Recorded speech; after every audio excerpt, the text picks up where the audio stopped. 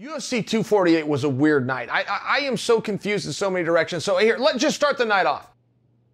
My longtime teammate, Emily Whitmere, had a hard time making weight. Something happened. Rumor is that it had to do with the weight cut. She ends up in the hospital, isn't able to make the fight. That was the first fight of the night. So as the building opens and the crowd comes in, the very first thing that you have for entertainment is Bruce Buffer getting into the ring and announcing to everybody, Emily Whitmere is out. This fight is off. Stay in your seat. Show's pushed 30 minutes. Fine.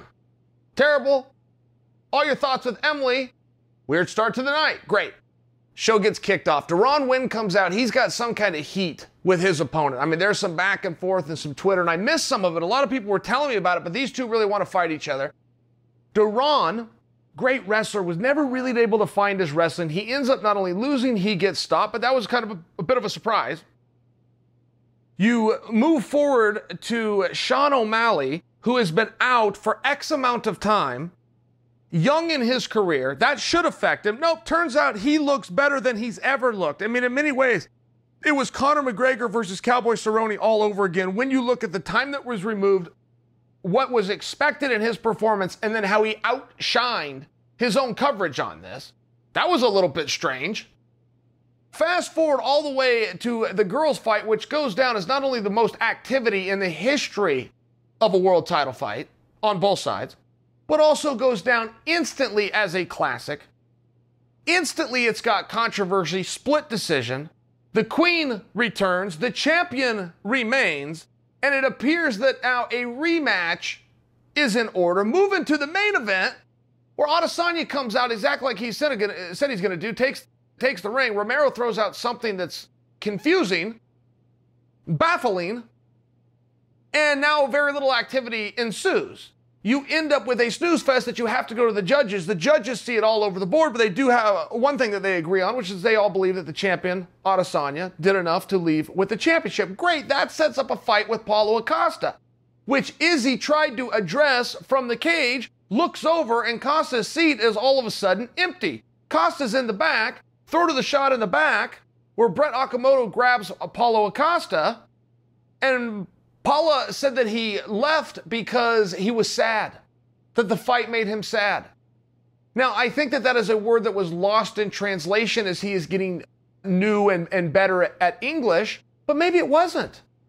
Maybe he was so disgusted that it literally hurt his feelings as the top contender of the division, that division is now looked at that way. I don't know, but I'm left a little bit confused. We then go to a press conference where we find out that Korean Zombie and Brian Ortega got in a fight in the VIP section at the UFC.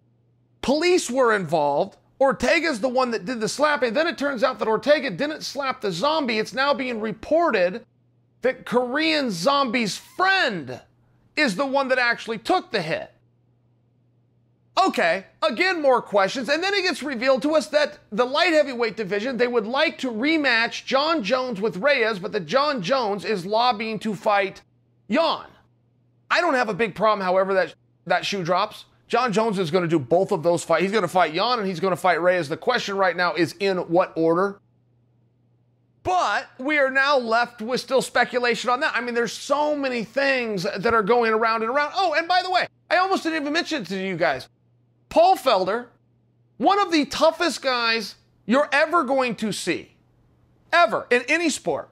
Never quit, no quit in him. Not true. Saw Paul quit. So, Paul, while all of this action is going, is on a 2-week hiatus, removed from his fight with Dan Hooker. And Paul has a deal with himself where for 2 weeks, he goes and eats anything that he wanted, anything that he fantasized about leading into the fight, and then cleans the diet up. So this is the back end of those 2 weeks out here in Las Vegas, culinary options galore.